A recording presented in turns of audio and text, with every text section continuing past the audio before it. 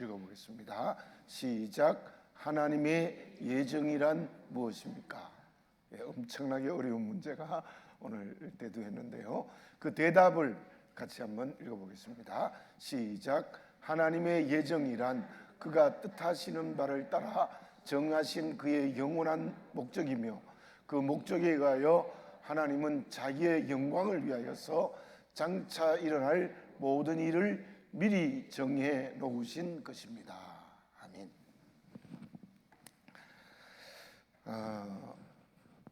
그 다음 그림 한번 보여주고 제가 다음 그림. 우리가 지금 신론에 대해서 공부하는 국문에서 12문까지인데 어떤 형태로 되어 있느냐? 하나님의 존재, 하나님의 속성, 하나님은 한 분이시다, 삼일체 하나님. 공부했죠? 예. 이제 7문에서 12문이 예정과 창조와 섭리입니다. 저 중에 우리 예정을 오늘 공부를 하는 것입니다.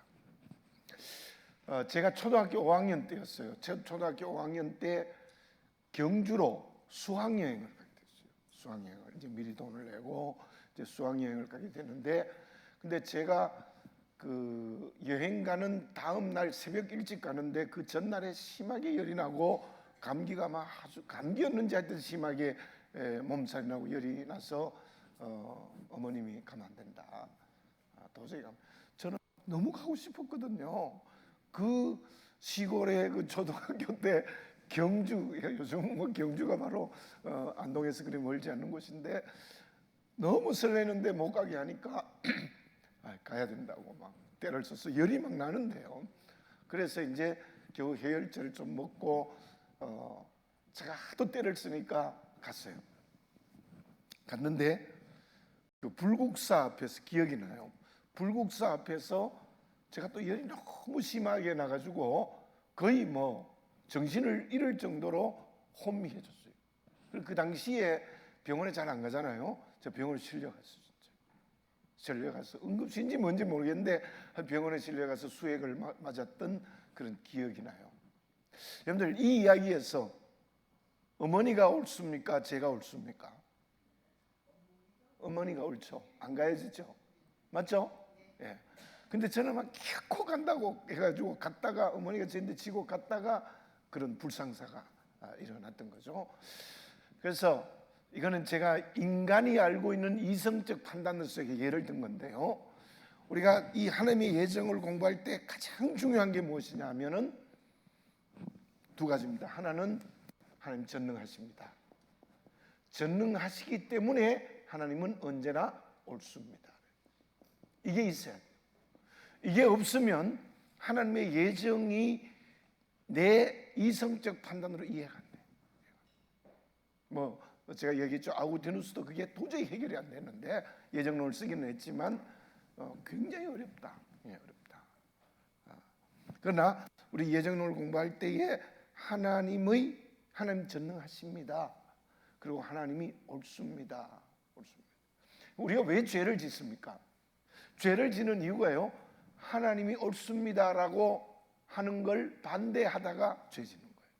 말씀이잖아요. 옳다는 게 말씀을 거역하는 게 죄인데 하나님의 옳습니다라는 거역하다가 죄를 짓는 거예요. 그래서 우리 하나님의 예정을 공부할 때에 가장 먼저 하나님 전능하십니다. 그러므로 하나님은 옳습니다. 수로보니 교인처럼 하나님이 옳습니다. 나를 그 여자를 개로 예수님 말씀하셔도 그래도 주님이 옳습니다. 이렇게까지 가야 우리 물론 믿음의 모든 길에도 그렇지만 우리 특별히 하나님의 예정을 이해하고 알고 믿기 위해서는 먼저 이런 자세가 필요합니다. 먼저 이런 자세가 필요하다. 제가 그런 예를 많이 들었죠. 3살 된 어린아이가 엄마에게 면도칼을 달라 하면 안 준다는 거예요. 나는 갖고 싶어. 그거 막 갖고 싶은데 엄마는 안 주죠. 턱도 없죠. 주면 하던다니까. 그러나 20살 된 아들에게 물건을 자른 면도칼을 달라면 준다는 거예요. 그런 우리 인간의 이해로 알 수 있는 하나님의 예정은 그 정도의 이성적 판단의 이해. 그래서 언제나 하나님 전능하시기 때문에 언제나 하나님이 옳습니다. 하나님이 옳습니다. 그게 분명해야 돼요. 그런데 내가 옳다고 하다가 문제 생기는 거예요. 이거 뭐 예정만이 아니라 우리 믿음의 길에서 내가 옳다고 하다가 우리가 죄도 짓고 잘못하고 문제가 생기고 이제 그런 거죠. 자, 그다음 페이지 한번 보여줄래요? 자, 여기에서 이제 가장 첫 번째로 중요한 것이 무엇이냐면은 모든 것은 하나님의 계획이 다 되어 있다는 거예요. 예정. 하나님, 마치 건물을 할 때 설계도를 따라서 물건을 이 건축물을 짓잖아요. 그처럼 모든 거, 이따 성경 말씀 보겠습니다만은 다 하나님의 뜻에 따른 계획이 다 되어 있다. 자, 이것만 해도 의문이 많이 생깁니다, 그죠? 그러니까 주님 재림하실 때까지 모든 게 하나님의 뜻에 따른 계획으로 있다는 게 예정이에요. 그게 하나님의 예정. 얼마나 어렵습니까? 그럼 우리가 뭐 꼭두각시입니까? 뒤에 나옵니다만 죄도 예정했습니까? 이런 많은 의문들이 나올 수 있는데, 그러나 예정의 성경 말씀의 가장 중요한 뜻은 모든 것이 하나님의 뜻에 따른 계획이 있다. 그래서 어떤 이단에선가 그런 얘기를 하죠. 가룟 유다는 너무너무 좋은 일을 했다. 왜? 예수님을 십자가에 돌아가시게 해서 온 인류를 구원했으니까 가룟 유다가 얼마나 좋은 일을 했느냐, 이따위 얘기를 한다고요. 그래, 그거는 하나님의 예정을 제대로 모르는 거예요. 그렇게 얘기하는 이단이 있는데요. 그래서 그러나 모든 것은 하나님의 뜻에 대한 계획으로 다 되어 있다. 왜냐하면 두 번째 보면 하나님은 시간을 창조하신 분이죠. 그렇죠?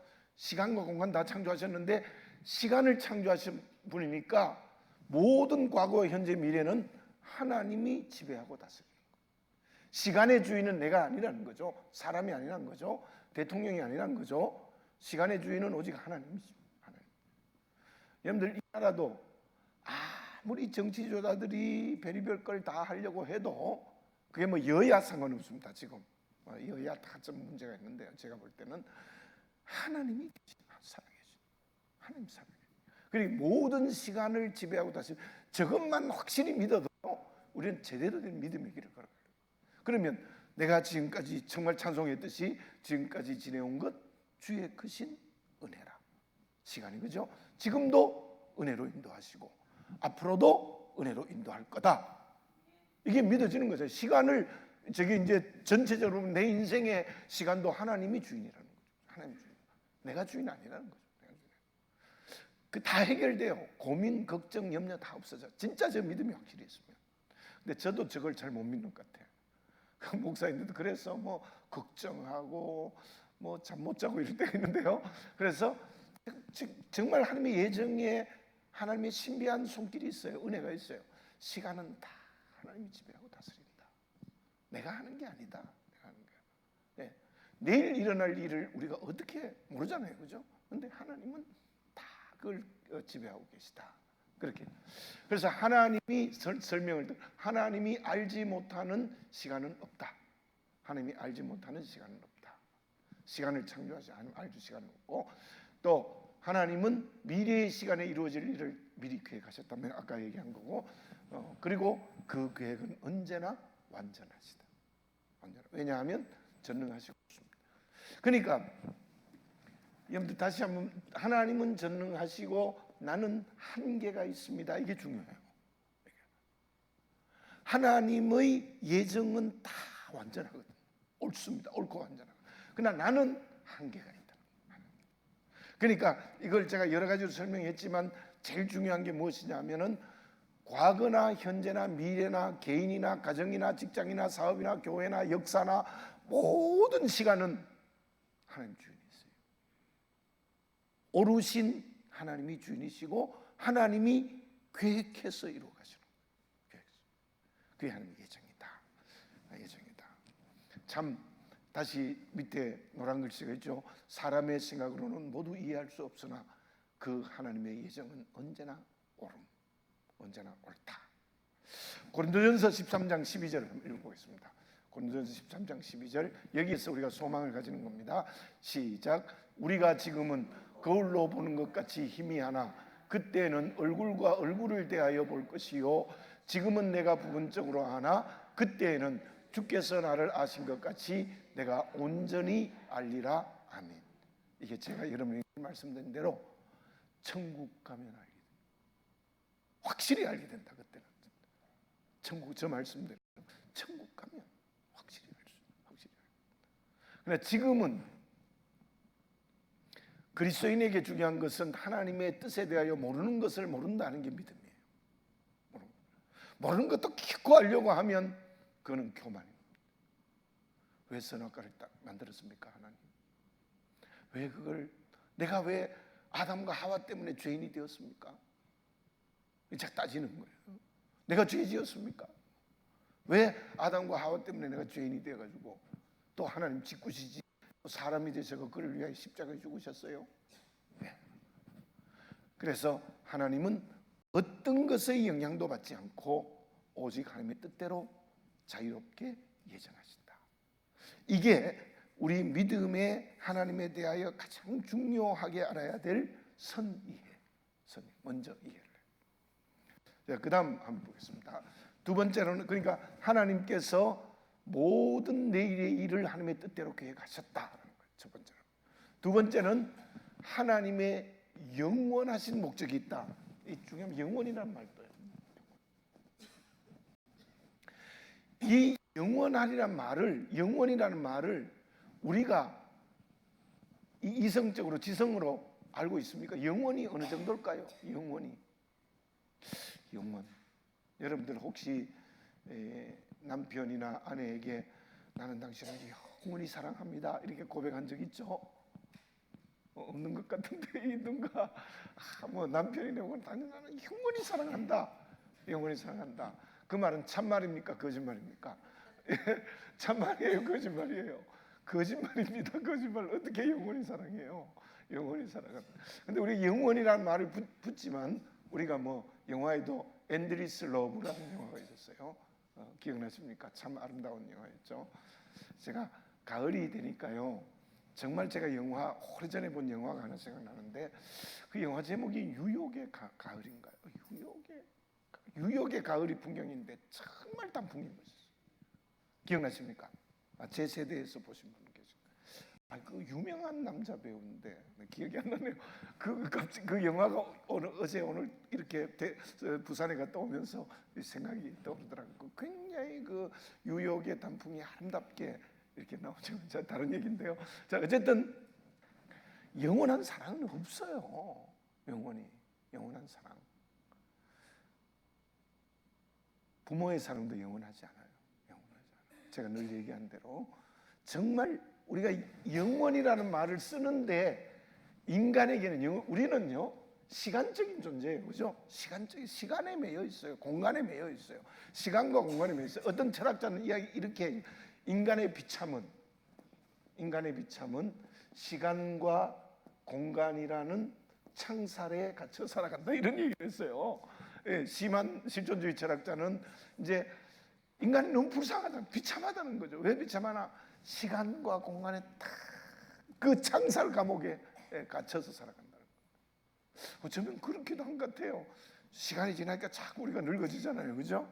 또 공간에 제한돼 있잖아요. 우리 손오공처럼 딴 데 못 가요.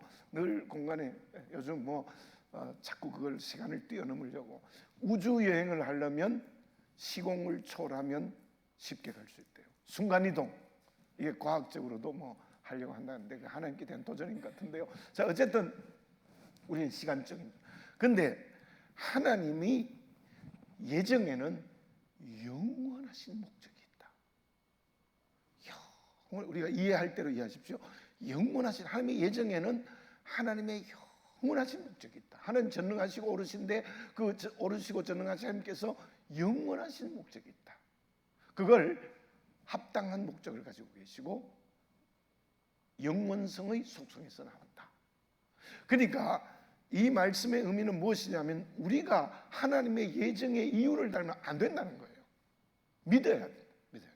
왜? 하나님의 영원하신 목적이기 때문에.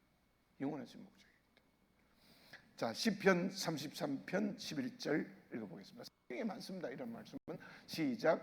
여호와의 계획은 영원히 서고 그의 생각은 대대에 이르리로다. 아멘. 맞습니다, 그죠? 여호와의 계획, 저거 예정입니다. 여호와의 계획은 영원히 선다는 거죠. 영원히 선다. 디모데후서 1장 9절 보겠습니다. 디모데후서 1장 9절 시작.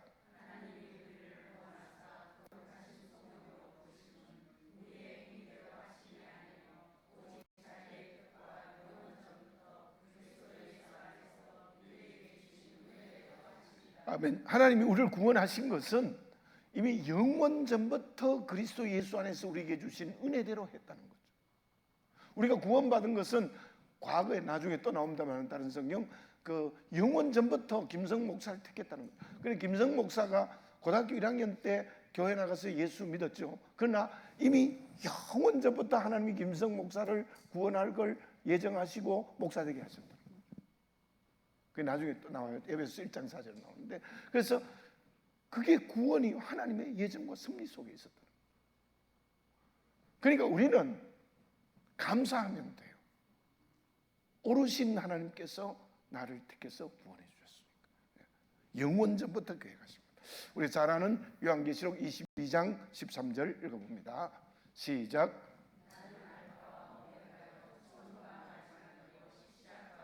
아멘. 알파와 오메가 아시죠? 헬라어예요. 영어의 A자가 헬라어의 알파고 영어의 Z가 헬라어의 오메가예요. 오메가 시계가 또 유명하죠, 그렇죠? 네, 처음과 나중, 처음과 나중.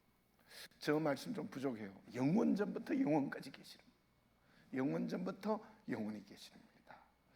그래서 하나님의 예정은 두 가지입니다. 하나님의 예정은 언제나 옳습니다. 왜냐하면 하나님은 영원하신 목적을 가지고 있기 때문에. 그 다음 가봅니다. 그 예정의 이유는 하나님 자신의 영광을 위해서입니다. 자기의 영광을 위해서. 하나님 자기의 영광 때문에 우리를 구원하시는 거예요. 자기의 영광 때문에 이 역사를 이끌어 가시는 거예요. 그런데 저것은 이기적인 차원이 아니에요. 이기적. 우리가 배운 대로 하나님이 무한하시고 영원하시고 불변하신 의미에서의 자기의 영광, 자기의 영광을 위해서 이렇게 이루어졌다. 이제 여기까지는 여러분들이 이제 믿는 거예요. 믿음으로 하나님은 옳습니다, 전능하십니다. 그래서 미래를 계획하신 영원하신 계획이 있고 또 영원하신 목적이 있고 또 자기의 영광을 위해서 한다. 네 번째가 중요합니다. 네 번째, 다음 보여주세요. 예정에 대한 의문들. 자유의지와의 관계, 이게 제일 중요합니다. 이게 정리가 되어야 우리가 믿음의 생활을 제대로 할 수 있어요. 그렇죠? 그러면 인간의 자유의지는 없다는 말인가? 없을까요? 예. 네. 근데 있다 그러면 하나님의 예정을 그럼 무시한 게 아닌가? 굉장히 저도 갈등을 많이 했던, 신학 공부하면서 갈등을 많이 했던 부분인데요. 자, 이 자유의지 문제를 일단은 생각해 봅시다. 첫 번째 좀 가서 얘기를. 저는 분명히 믿습니다. 하나님이 하나님의 형상을 따라 우리를 만들었어요. 그죠? 하나님의 형상을 따라 우리를 만들었다는 것은 물론 영적으로도 하나님 닮았어요. 하나님이 호흡, 숨을 불어넣으신 우리 생명이 됐다. 있는데 그러나 분명히 우리에게 지성과 감정과 의지는 동물에게 없는 거예요. 동물에게 없어요. 우리가 아는 것과 동물이 같다? 달라요. 전혀 달라요. 여러분들 뭐 개를 훈련을 많이 시키는 구구 가져가면 80일 가져온다? 이게 알아서 가져온 게 아니라 훈련에 의해서 가져온 거예요. 예, 훈련에 의해서. 우리의 지성을 따라갈 수. 여러분들 누가 닭이 저 달나라의 우주선 한번 쏴볼까? 그런 닭이 있어요. 인간의 지성은요 하나님의 형상이에요. 하나님 닮은 거예요. 오직 하나님 닮은. 감정도 마찬가지예요. 감정도 본능은 비슷하지만 감정은. 그다음에 선택, 이건 더군다나 선택은 우리는 동물들은 본능적인 지성과 감정과 의지가 있지만 우리는 이성적인 지성과 감정과 의지가 있어요. 그러니까 이걸로 선택할 수 있는 자유를 주셨다 저는 믿어요. 그러면 하나님의 예정과 어떻게 되냐? 이게 이제 딜레마죠, 그렇죠? 이제 보겠습니다. 자, 좀 설명을 보면요. 자, 선악과를 하나님이 에덴 동산을 만드시고 그 다음에 선악과를 만들었어요, 그렇죠? 생명나무 열매도 만드시고 선악과를 만들어 놓고 따먹지 말라 그랬어요. 그러나 따먹을 수 있는 자유도 주셨죠. 맞죠? 당장 걸리는 거예요. 저 문제에서 하나님의 예정이라면 그럼 따먹는 것도 하나님의 예정입니까? 이제 이렇게 우리가 이제 불쑥 이렇게 질문할 수 있는 거죠. 그러나 분명히 하나님께서는 따먹을 수 있는 자유도 주셨다. 따먹지 않을 수 있는 자유도 주셨다는 거죠. 지금 헷갈려야 돼요. 좀 하나님의 영원하신 목적과 계획에 의해서 자기의 영광을 위해서 내일을 다 예정하셨는데 인간의 자유의지를 줬다. 굉장히 달라요. 다르나 이게 우리가 믿어져야 돼요. 왜냐하면 성경을 수없이 읽어봐도 이 선택의 자유를 하나님이 분명히 인간에게 줬거든요. 그리고 이 선택의 자유를 주지 않으면 죄와 의가 없어져요. 그죠? 네. 의롭게 사는 선택이잖아요. 죄의 길을 세속화되는 건 선택이거든요. 그러니까 하늘의 상급이 이 선택에 의해서 결정되는데 이게 자유의지가 없으면 그게 안 되는 거예요. 안 되는 거예요. 자, 그래서 좀 더 보겠습니다. 빌립보서 3장 12절 이 바울이 고백한 거예요. 읽어보겠습니다. 시작.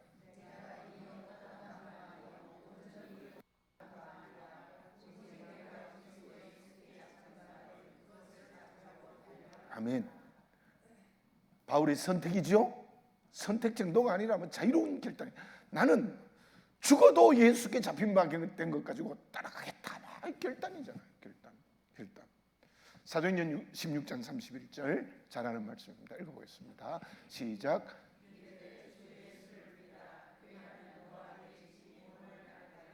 아멘. 바울이 간수장에게 말한 겁니다. 그죠? 그러니까 주 예수를 믿으라. 믿는 선택을 해야 돼요. 믿는 선택을 한 지정의를 통해서 선택하지 않으면 구원 못 받아요. 선택하면 구원 받는 거예요. 그러니까 성경을 다 전체를 읽어봐도 이게 인간의 자유의지가 없다는 것은 저는 인정할 수 없어요.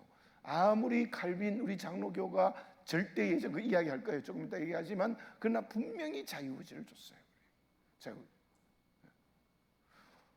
우리가 뭐 믿음으로 살아간다는 건 다 선택이거든요. 이 선택이거든요. 선택에 의해서 자유의지를 줬다는 거죠.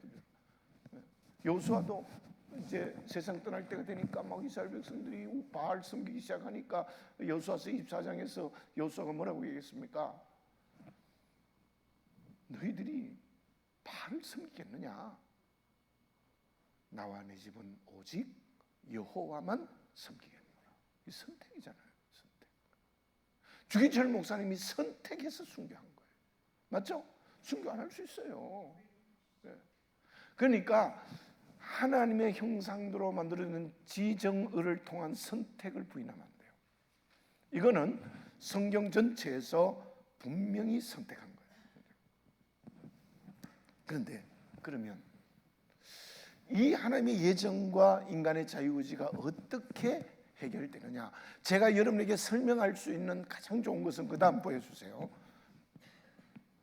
그 다음 제일 두 번째 말한 것이 무엇이냐면은 모든 것이 전 역사 모든 인간이 하나님의 예정 속에 있어요.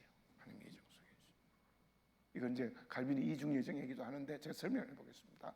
근데 인간의 자유의지라는 것은 하나님의 예정 안에 있는 하나님의 섭리예요. 그렇게 봐요. 하나님의 섭리예요. 그래서 이 자유의지를 하나님이 부정하신 것은 아니다라는 것을 우리는 성경을 통해서 분명히 말할 수 있고 증명할 수 있거든요. 그러나 이 인간의 자유의지도 왜 하나님의 예정이 맞느냐 하면 다 하나님의 예정 안에 있는 하나의 하나님의 우리에게 준 선물이다. 이렇게 얘기하는 거죠. 여러분들이 질문하면 전 대답할 수 없어요. 여기에 대해서 질문하면 저는 그렇게 이해한 게 가장 중요합니다. 근데 그 다음 한번 넘겨보세요. 자유의지에 대한 죄 문제를 죄도 예정이라고 말하는 거는요, 저거는 인간이 잘못된 꾀에 불과해요. 아주 교묘한 꾀. 읽어보겠습니다. 전도서 7장 29절 시작.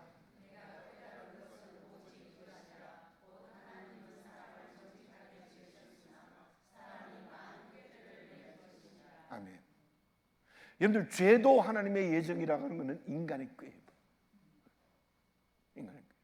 그래서 저는 이렇게 하나님의 예정과 인간의 자유의지 문제는, 그래 제가 언제 설명했잖아요. 마치 손오공이 막 지 맘대로 뭐 불교 얘기지만 막 여의봉을 휘둘고 막 천하를 다녔는데 나중에 오니까 부처님 손바닥에 있었다.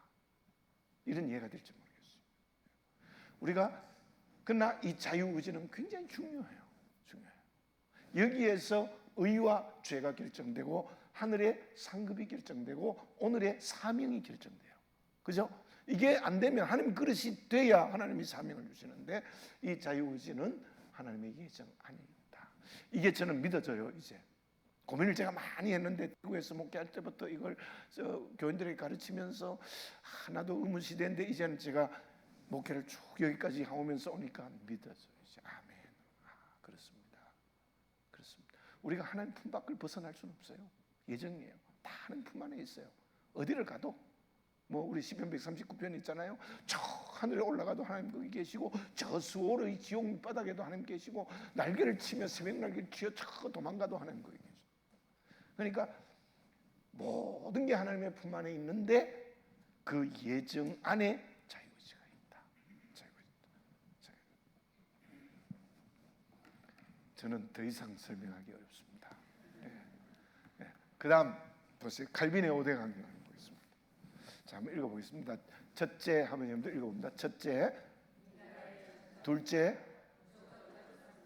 셋째, 넷째, 다섯째.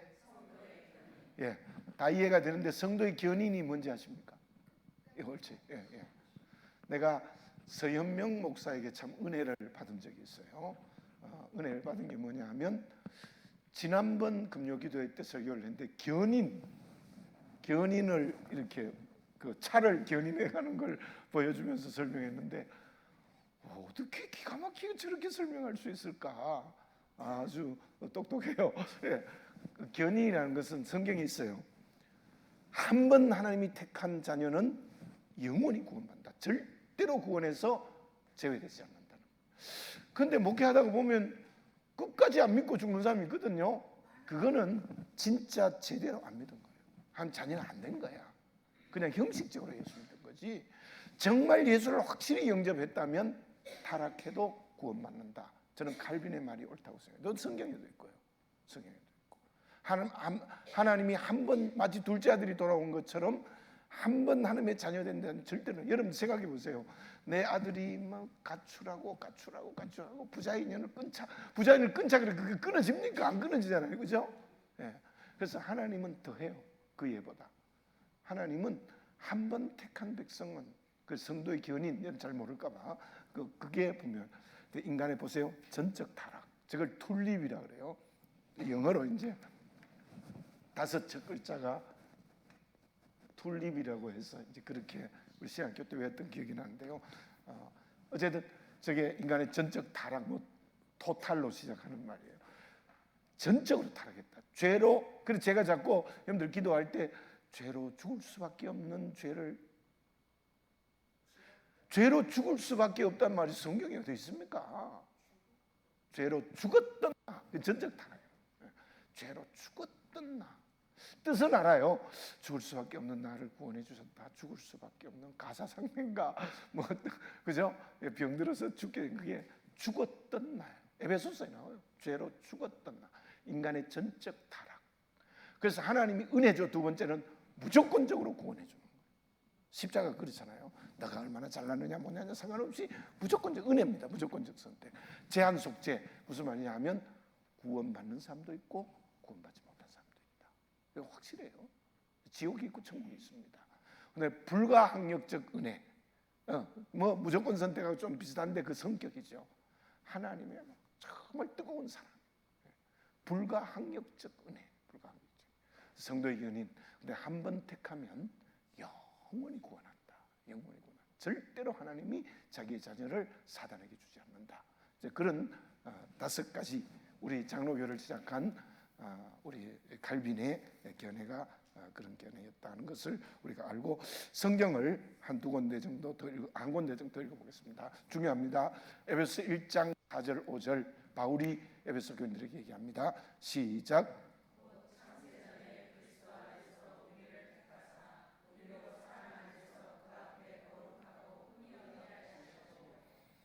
그 5절도 5절 보여주세요. 네, 시작.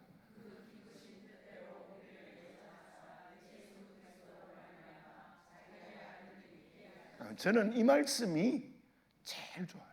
저 개인적으로. 왜냐하면 4절에 보면은 창세 전에 그리스도 안에서 우리를 선택했다. 창세 전에, 제가 아까 설명한 겁니다. 내가 뭐 고등학교 1학년 때 예수 믿은 게 아니고 믿었지만 시기는 그러나 이미 천지가 창조되기 전에 김성 목사를 선택하셨다.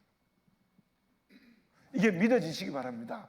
이 얼마나 놀라운 하나님의 은혜입니까? 저는 저 말씀을 고등학교 때 읽으면서 기가 막힌다. 창세 전에 그리스도 안에서 나를 택하셨구나. 바울이 그렇게 고백하는 거예요. 그렇죠? 그 다음에 5절 한 번 더 보여주실래요? 그의 기쁘신 뜻대로 우리를 예정하셨어요. 그의 기쁘신 뜻대로 우리를 예정하사 예수 그리스도의 십자가의 은혜로 말미암아 하나님의 자녀가 되게 해주셨다. 기쁘신 뜻대로 우리를 예정하셨다. 여러분들 제한 속죄 뭐 누가 들으면 하나님 왜 그렇게 불공평합니까? 그러는데 하나님은 옳습니다. 옳으신 뜻대로 누구는 구원하고 누구는 구원하지 않아요. 하나님 옳으신 하나님 뜻대로 그렇게 되어서 있다는 거죠. 자, 예정과 자유의지를 설명했는데 여러분들 의문이 남으면 아직도 의문 좀 가지고 계시고 또 기도하시기 바라고. 그러나 크게 보면 다 하나님의 예정입니다. 그런데 그 예정 안에 아주 작은 부분에 인간의 자유의지가 있다. 인간의 자유의지도 크게 보면 하나님의 큰 영원하신 하나님의 섭리 속에 있다. 그걸 이해하셔야 돼요. 그게 믿어지면 우리가 제대로의 바른 하나님을 만나게 돼요. 저는 이제 믿었어요. 저도 한참 지난번 병원교회 있을 때도 이걸 가르치면서도 제가 믿어지지 않았어요. 근데 이제 경험을 살아오면서 목회하면서 그렇구나라는 그런 마음이 생겨요. 그래서 이 부분이 여러분들에게 잘 이해가 아니라 믿어졌으면 좋겠다. 그 믿음은 성령이 하는 것이지 내가 하는 거야. 성령이. 그래 절대로 제가 여기서 두 가지 조건을 얘기하면 하나님의 예정은 확실하다. 그러나 그 안에 인간의 예정을 하나님이 인간의 자유의지를 부정하신 것이 아니다. 그 인간의 자유의지가 없으면요 아무것도 설명이 안 돼요. 죄도 예정이냐? 가룟 유다도 그러면 예정으로 예수님 팔았는가? 그럼 성경 말씀은 거짓말이잖아요, 그죠? 가룟 유다는 자기 죄대로 비참하게 심판받았잖아요. 그러니까 뭐 모든 말씀이 그래요. 그래서 전 자유의지를 인정해야 합니다. 그래서 자유의지까지도 하나님의 예정 안에 있다. 이렇게 보는 게 중요하다는 걸 우리가 아셔야 됩니다. 자, 8문으로 가봅니다. 8문. 예. 그 말 또 해요. 예. 예를 들어서 사울 왕을 세우신 것도 백성들이 하도 사무엘을 조르니까 하나님은 허용하신 거 아닙니까? 그거는 성경 그대로. 하나님의 예정이 인간의 그러한 잘못된 선택을 때문에 잠시 비껴갈 수도 있습니까? 그 상황 이제 원래 하나님은 이 설명하면 좀 긴데요. 이스라엘을 왕을 세우는 걸 하나님 원하지 않아요. 왜냐하면 이스라엘의 왕은 오직 하나님이에요. 하나님이 왕이시기 때문에 사사를 세운 거예요. 그래서 통치자로 그냥. 그런데 자꾸 왕을 세워달라 그러는 거예요. 왕을 세워달라 그러니까 처음엔 허락을 안 하셨다. 사무엘을 통해서 허락을 안 하셨다. 그러나 하도 많이 얘기하니까 그러면 허락을 하신 게 왕정제도예요. 이거는 허락해서 징벌적 허용 좋습니다. 예, 그 신학에서 그런 말을 하는데 이걸 허용하신 거예요. 허용하셨는데 그러나 이스라엘의 결정적 죄와 잘못은 왕정제도예요. 이미 왕정제도를 하면서 사람 왕을 섬기기 시작했고 그로 인하여 남북이 멸망하고 그로 인하여 열방을 구원하는 일을 못했어요. 결국은 저도 볼 때에 이스라엘의 왕정제도는 하나님의 뜻을 거역하는 죄였어요. 그러나 하나님이 징벌적으로 허용합니다. 만약에 왕정제도를 만들고도 이스라엘이 하나님의 뜻대로 살아가고 열방의 복음을 증거하는 일을 했다면 좋죠. 그걸 기대하셨다 그러면 또 하나님의 예정이 또 어떻게 될지 하나님 그런 기대를 하셨을지도 몰라요. 인간의 생각입니다. 양보하신 거 같아요. 그 당시. 양보. 하여튼 성경에 보면 들어주셨어요. 그때는 하나님의 뜻은 아니었지만 그들이 원하니까 하나님 들어주셨대요. 그러나 우리가 이제 신앙의 길을 걸어가면서 하나님의 뜻이 아니면 하면 안 돼요. 절대로. 우리가 기도를 많이 하고 말씀 묵상 많이 하면 이게 하나님의 뜻인지 아닌지 구별할 수 있는 능력이 생겨요. 그때 하나님의 뜻이 아니거든 하지 마십시오. 아니에요. 말씀대로 하는 거예요. 말씀대로. 그러니까 구약에서의 가장 큰 틀에서 이스라엘 왕정 제도는 제사장의 사명을 감당하지 못하는 원인이 됐다. 또 하나의 원인이 됐다. 이렇게 우상을 섬기는 거지만 결국 그 원인이 됐다. 사람 왕을 그 사울 왕 같은 사람이 생기는 거예요. 뭐 다윗 왕은 또 너무 하나님의 뜻대로 또 잘했고. 그리고 남북의 왕조 시대가 몇 사람을 제외하면 다 잘못됐어요. 다. 우리 읽어서 열왕기 상하, 역대기 상하, 사무엘 상하서 읽어보면 전부 잘못됐어요. 몇 장 요시아나 히스기야나 뭐 이런 몇 사람을 제외하고는 모두 다 잘못됐어요. 그러니까 하나님은 인간 왕을 정하는 걸 원하지 않으세요. 예를 들어서 내 인생에도 내 마음에도 하나님 아닌 다른 주인이 있으면 안 돼요. 가정에도 교회에도 내 삶의 자리 마찬가지예요. 그 말씀이 얼마든지 우리에게 연결될 수 있는. 그래 나는 물질 문제도 나는 하나님의 청직입니다. 확실한 고백. 내 거 아닙니다. 여러분들 정말 내게 있는 물질, 은행에 예금되어 있는 것, 등기되어 있는 내 것, 내 것이 아닙니다. 하나님의 것입니다. 내가 사는 날 동안 잠깐 관리할 뿐입니다. 이 의식이 있어야 돼요, 사실. 안 그러면 말은 안 해도 내 이름은 내 등기되어 내 거야, 돈 내 거 이러면 하나님 잘못된 거예요. 무슨 말인지 아시겠죠? 그는 제가 주인 얘기를 여러분에게 많이 하는 거예요. 주인 얘기. 그래서 그의 가장 훌륭한 그리스도인이 장기려 박사와 갑자기 이름 생각나는 유한 형님, 유일한 장로님, 진짜로 훌륭하신 분이에요. 우리 교회 청년들이 그리스도인들이 자꾸 그러한 그리스도인들이 많이 있다. 유일한 장로님 같은 분들 정말 훌륭하세요. 저는 생각할수록 어떻게 그런 분이 그때 있었을까 싶어요.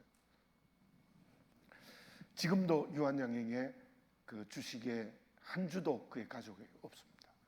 네, 지금도 없습니다. 왜냐하면 그 딸이 미국에 사는데 제가 이야기를 들었어요. 간접적으로 한 주도 없대요. 이 가능한 일입니까? 뭐 다 재벌들 물려주고 하잖아요, 그렇죠?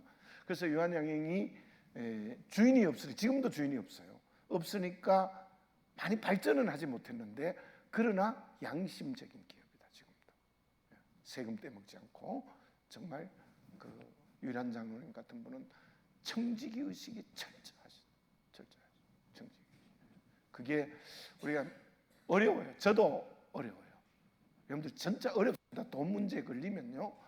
이게 제일 어렵습니다. 돈 문제 걸리면. 이게 그리 자본주의가 잘 되는 거잖아요. 그죠? 공산주의가 안 되는 이유도 공산주의 이론이 얼마나 좋아요. 다 잘 먹고 잘 자는 건데 그게 안 되는 거예요. 안 돼요. 그래 안 되는 이유가 뭐냐 하면 우리는 원죄를 진짜 가지고 태어났어. 물질에 대한 욕심이 있는 거예요. 그러나 우리는 이제 자본주의를 우리 기독교의 경제관은 자본주의예요. 공산주의를 가지면 안 되고 왜냐하면 이거 이야기하면 또 딴 이야기로 가는데요. 성경을 읽어보면 이마에 땀을 흘려서 일하라 그랬거든요. 일하라 그랬지. 그걸 뭐 물론 이제 공산주의의 가장 공산주의 가장 아름다운 유토피아가 예루살렘 교회예요. 그렇게만 되면 좋지요. 모든 재산을 사도들 앞에 갖다 내고 필요에 따라 가져갔다. 그게 막스가 얘기했던 공산주의 유토피아예요. 근데 안 돼요. 이제 이야기 권사님 이제 여기까지만 합시다. 자꾸 이제 그쪽으로 가면 이제 끝이 없어요. 팔문을 해야 되는데 이제 이스라엘의 기부츠라고 있습니다. 그게 공동 경작을 하는 거예요. 근데 이제 예를 들어서 지금 이제 하나만 아셔야 될 게 경제 이론 정체화된 거 말고 그 이북은 또 공산주의도 아니야. 그건 독재 중에 독재. 그건 두고 완전한 자본주의도 없고 완전한 공산주의도 없어요. 이제는 우리가 뭐 세금을 내잖아요. 세금을 낸다는 것은 자본주의 정신에 어긋나요. 제가 배운 것도 케인즈의 자본주의는 첫째는 완전 고용, 둘째는 자유 경쟁이에요. 그러면 자유 경쟁을 하면 세금이 없어야 돼요. 뭐 물려주는 거 괜찮고 뭐 자기가 열심히 일해가 돈 버는 건데, 근데 세금제도 있잖아요. 북구에 가보면 뭐 40%가 뭐 세금이고, 그 세금이라는 것은 거둬서 가난한 사람이 나눠준다는 의미가 있거든요. 그러니까 완전한 자본주의도 없어요. 그리고 공산주의는 한 세기를 시도해봤지만 실패한 거예요. 안 돼요. 공산주의 이데올로기는 완전히 무너졌어요. 지금요. 저 이북은 공산주의를 자칭한 독재예요. 이거는 3대에 걸쳐 세습을 하고, 기가 막히게, 이건 공산주의도 아니야. 이건 어떻게 보면 그걸 표방하고 있지만, 그리고 얼마나 엘리트들이 잘 살아요. 평양 시내에는 진짜 잘 사는 사람들이 있다는 거잖아요. 그거는 그 말이 안 되죠. 그러니까 진정한 의미의 공산주의 안 돼요. 될 수가 없어요. 왜? 우리는 원죄를 가지고 태어났기 때문에. 우리 알잖아요. 부역 나가고 무슨 뭐 공동체로 일하는 우리 애들 쪽이 청소만 해도 안 해요. 청소 안 해요. 그랬더니 이거 하면 돈 많은 죽게끔 막 죽을 똥 살 똥 모르고 하는 거예요. 예를 들어서 그러나 기부처나 혹은 뭐 이게 공산주의는 아니지만 그런 형태가 있어요. 형태가 있는 거는 뭐 좋은 의미도 있다고 보죠. 자, 어쨌든 팔문. 하나님은 그 여정을, 자 읽어봅니다. 팔문 시작. 대답 시작. 예, 중요합니다. 하나님이 예정을 실행하는 것은 창조와 섭리. 창조와 섭리. 여러분들, 창조 신앙이 굉장히 중요해요. 제가 낮 예배도 설교 몇 번 한 적이 있는데요. 하나님이 천지를 창조하셨다. 하나님이 나를 창조하셨다. 굉장히 중요해요. 그리고 창조하신 것을 섭리, 이끌어 가시는 거예요. 그리고 예정을 실행하는 것을 그렇게 봐야 돼요. 첫 번째로 예정의 실행, 창조의 섭리 한번 보겠습니다. 첫째, 하나님의 예정은 창조해서 방금 얘기했고, 둘째, 사람은 하나님의 창조와 섭리를 봄으로 하나님의 살아계심을 알 수 있다. 하나님이 창조하셨다. 세상을 창조하셨다. 그 창조한 것을 주의 재림 때까지 이끌어 가신다. 하나님 살아계시죠. 이게 내 개인에게도 알 수, 하나님이 나를 만드셨구나. 하나님이 내 인생을 이끌어 가시는구나. 하나님 살아계시는구나. 아버지로서 그렇게 보는 거예요. 그죠? 살아 이끌은. 이사야 40장 26절을 한번 읽어봅니다. 이사야 40장 26절 시작.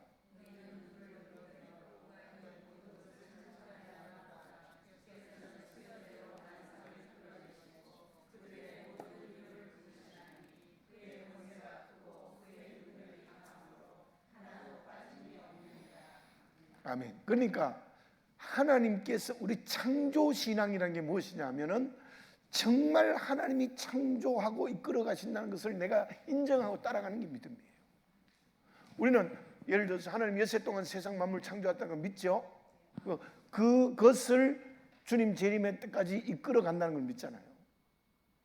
개인도 하나님 나를 만드셨습니다. 그리고 하나님께서 내 인생을 이끌어가는 주인입니다. 이게 예정에 대한 믿음이에요. 어려운 것이 아니에요. 이게 예정에 대한. 또 성경 한번 읽어보겠습니다. 로마서 1장 18절에서 21절 교독해 보겠습니다. 좀 우리 생각하면서 읽어보겠습니다. 하나님의 진노가 불의로 진리를 막는 사람들의 모든 경건하지 않음과 불의에 대하여 하늘로부터 나타나나니,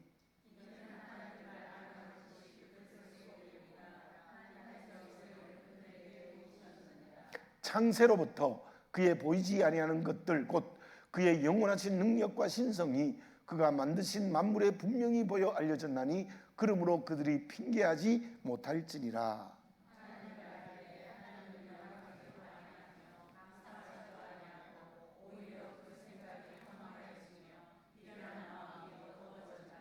아멘. 여기 20절이 중요합니다. 20절 보면 창세로부터 그의 보이지 아니하는 것들 곧 그의 영원하신 능력과 신성이 그의 만드신 만물에 분명히 보여 알려졌나니 그러므로 그들이 핑계하지 못할지니라. 그러니까 하나님이 가지고 계시는 능력과 신성이 창조에 통해서 나타났다는 거예요. 그리고 우리에게 제일 중요한 것은 하나님의 형상이 우리에게 만들어졌다는 거예요. 하나님의 형상으로 우리를 만들었다는 거예요.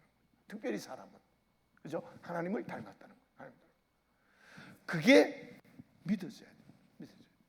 이게 믿어져야 하나님을 영화롭게 하고 감사하고 하는데, 이게 믿어지지 않으면 이게 허망하고 미련해집니다. 허망하고. 그래서 이 부분에서 중요한 것은 하나님이 창조하시고 창조하신 것을 이끌어 가시는 섭리로 계속해서 연결된다는 것을 믿는 것. 쉽게 얘기하면 제가 아까 찬송 우리 불렀듯이 하나님이 나를 창조하셔서 여기까지 인도하셨습니다.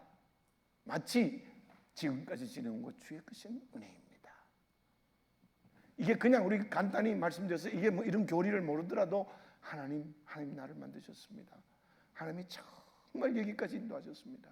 하나님 우리 성암교회를 그 고난 가운데 세우시고 우리가 이곳에 교회를 주시고 여기까지 인도하셨습니다. 이게 예정을 믿는 거예요. 하나님이 인도하셨습니다. 쉽게 얘기하면 하나님이 이끌어 주셨습니다. 내가 똑똑해서 여기까지 왔습니다. 내가 뭐 능력이 있어서 여기까지 왔습니다. 내가 요즘 찬양대를 위해서 기도하면 자꾸 그런 기도가 나와서 제가 기도한다 그랬죠. 정말 기도를 많이 하고 말씀 묵상을 많이 하는 곳에서 나오는 찬양이야. 회중 찬양도 마찬가지지만 특히 찬양대. 그런 생각이 이번 창대 헌신 예배 드렸습니다만은 자꾸 그런 생각이 제 마음에 많이 들어요. 물론 연습도 많이 하고 잘해야 돼요. 제가 정말 좀 자랑스러운 게 뭐냐면요, 제가 미국 가면 딸이 나가는 시애틀 타코마 중앙 한인교회 나가거든요. 굉장히 큰 교회예요. 한인교회에서는 1000여 명이 모이는 아주 큰 교회인데 거기에 찬양대가 이제 거기도 뭐 1부, 2부, 3부, 뭐 정연부 우리처럼 이렇게 있는데 3부가 메인 예배인데 그 찬양대가 우리보다는 숫자가 많아요. 많은데 집사람하고 얘기하거든요. 우리보다 못하는 것 같다. 아 진짜예요? 그리고 이번에 이제 부산 어제 오산교회 가서 개회 예배를 드리는데 그 찬양대가 한 30명 썼어요. 썼는데 오산교회가 한 500명 정도 모이는 우리 교회보다 좀 큰 교회고 건물은 뭐 엄청나게 커요. 노예를 할 수 있는 교회니까 그 장로님들이 다 우리도 뭐 숫자도 그렇게 차이 나지 않는데 우리는 너무 좁다 뭐 그런 얘기를 했는데 그 찬양대 찬양을 들어보니까요 우리 교회가 택도 없습니다. 한규백 장로가 목사님 택도 없습니다. 우리 그리고 이번에 지난번에 저 13일 주일에 그 뭐 하와이에도 오고 왔잖아요. 다 하나 같은 얘기가 뭐냐면 교회 규모에 비해서 찬양대가 너무 잘한다. 은혜 받았다는 게 아니고 잘한다요. 잘한대요. 너무 잘해요 진짜요. 우리 교회가 교회 규모에 비해서 찬양대가 잘해요. 정말 다 그 말을 해요. 뭐 샬롬도 잘한다. 찬양도 샬롬도 뭐 연습을 많이 해서 잘한다. 근데 잘하는 것도 중요하지만 저도 그 자랑스러워요. 정말 우리 교회 규모에 비해서 찬양대는 정말 연습 많이 하고 잘해요. 잘하는데 자랑스러운데 그러나 거기에 경건이 없으면 안 돼요. 잘하는 것만으로 안 돼요. 정말 거기에 경건이 묻어나야 돼요. 무슨 세종문화회관에서 발표하는 거 아니잖아요, 그죠? 그래서 정말 근데 찬양대들이 다 있습니다만 잘한다 그러면 기분 좋지요. 근데 기도 많이 하셔야 돼요, 진짜요. 믿음으로 해야 돼요, 믿음으로. 굉장히 중요해요. 네. 근데 우리 교회가 뭐 정말 찬양대에 많이 지원은 해요. 우리 교회 규모에 비해서. 장로님들도 다들 다른 교회 얘기 들어보니까 이제 그건 하지만 그러나 찬양대 잘해요. 실력이 있어요. 실력이 있는데 많이 자랐고 우리가 저 지하에서 살 때 생각해 보세요. 그때 생각해 보면 너무 감사하죠, 그죠? 그때는 물론 교인이 한 200, 한 40, 50 모였어요. 그때도 지금보다 한 100명 정도 작은 그때였는데도 뭐 지하 60평이 가득 찼으니까 교인들이 찬양대 할 사람이 없어가지고 또 두 번 예배를 드렸는데 1부에 했던 사람이 2부에 또 한 거야. 기억나세요? 그랬어요. 사람이 그게 안 돼가지고 1부에 했던 사람이 2부에 또 겹쳐서 하고 뭐 이렇게 했는데 지금 겹쳐서 하는 사람 없잖아요. 그죠? 그래서 그때 생각하면 너무 감사하다. 근데 이 찬양대가 정말 하나님의 예정과 섭리를 믿는 믿음으로 찬양해야 돼요. 찬양만이 아니겠죠. 뭐 봉사 그렇지만 찬양대는 특히 교사와 달리 교인들 앞에서 하나님께 찬양하잖아요. 그죠? 굉장히 중요하다. 뭐 구약의 근본을 빌리지 않아도 구약에서는 그 레위 자손만이 찬양을 했어요. 정말 택한 레위 자손만이 전쟁을 할 때도 앞서 찬양대가 대단한 거죠. 찬양대가 정말 대단해요. 그걸 또 이용해가지고 또 찬양대는 레위 지파입니다라고 너무 그렇게 하면 안 돼. 또 그렇게 주장하는 사람도 있는데, 자 어쨌든 우리가 모든 게 찬양도 그렇고 개인의 삶도 그렇고 모든 게 창조와 섭리, 이게 믿어져야 돼요. 그래야 겸손해져요. 아니면 찬양도 내가 잘한다 이렇게 되는 거예요. 곤란해요. 그러면요. 내가 잘한다 하는 순간 문제가 돼요. 찬양대만이 아니에요. 목회자도 그렇고 모든 교인이 다 그래요. 정말 그래서 제가 기도해야 되고 정말 하나님 앞에 말씀 묵상해야 된다. 정말 그 기도와 말씀 묵상에서 우러나온 찬양, 이게 교인들을 감동케 하는 거예요. 우리 교회 잘해요. 근데 그런 것들이 더 신앙으로 묻어나면 잘하기도 잘해야 돼요. 또 이번에는 제가 그 오산교를 들어보니 좀 음정도 이상하고 뭐 화음도 잘 안 되고 그러면 또 곤란하잖아요, 그죠? 그래서 한교육장은 목사님 우리 교회하고는 상대가 안 된다고 얘기해서 저희 음악위원장이시잖아. 아주 자신감을 가지고 그래서 좋은데 그러나 그게 신앙에서 묻어나오. 정말 기도와 말씀 묵상에서 묻어나오. 그래서 어쩌면 내 찬양대 이런 걸 제안하고 싶어. 우리 일주일에 한 끼는 금식하자. 뭐 이런 것도 필요해요. 기도하자 어떤 시간. 그런 게 필요해요. 진짜. 거기서 나오는 찬양이 정말 하늘을 울리지 않겠습니까, 그죠? 요즘 그런 생각이 자꾸 많이 들어집니다. 자, 어쨌든 찬양대만이 아니라 교사도 그렇고 봉사도 그렇고 개인의 삶도 그렇고 끊임없는 하나님이 창조하셨습니다. 하나님이 이끌어가고 계십니다. 지금도 그렇습니다. 앞으로도 그럴 것입니다. 이게 예정이 어렵지만 그것만 믿어지면 우리 진짜 겸손해져요. 겸손 아니지 내가 주인 아닌데 뭐 자랑할 게 없죠. 자랑할 게 없어요. 겸손해지는 거죠. 그래서 그런 예정에 대한 시간. 자, 두 가지만 정리해서 말씀드리면 인간의 자유의지는 하나님의 예정 안에 있다. 이걸 잊지 말아요. 저는 그렇게 주장하고 싶고 하나는 그 방법은 예정이 이루어지는 방법은 창조왔습니다. 하나님이 창조하셨고 하나님이 주인이시고 주인이신 하나님이 이끌어가십니다. 그런데 내가 정말 찬양대도 노래를 잘하고 교인이 은혜를 받았으면 어떻게 해야 돼요? 감사해요. 너무 감사. 하나님 내게 물질을 주셔서 하나님이 창조하셨으면 물질을 주셔서 감사합니다. 이렇게 돼야 되죠. 감사합니다. 그래야 되지. 내가 잘났는가? 내가 똑똑해서 돈을 많이 벌었지? 곤란하다. 그래서 예정이라는 것은 받아들이면, 특히 창조와 섭리만 받아들이면 굉장히 우리에게 유익한 믿음의 길을 걸어갈 수 있다. 그렇게 말이죠. 저를 따라서 해봅니다. 하나님이 창조하셨습니다. 하나님이 섭리하고 계십니다. 아멘입니다. 그것만. 그다음에 자유의지 문제는 제가 오늘 얘기 드렸지만 이게 제가 이성적으로는 설명을 다 못해요. 하나님의 예정과 인간의 자유의지. 그러나 자유의지를 통해서 하나님이 예정하고 계시고 그 자유의지를 통해서 의와 죄가 결정되어지고 하늘의 상급과 지옥이 형벌이 결정된다. 그건 분명합니다. 그러니까 자유의지는 인정하는데 그러나 그 자유의지도 하나님의 예정 속에 있다. 그 정도로 여러분들 이해를 하시면 좋겠습니다. 물어볼 말씀이 있으면 좀 물어보세요.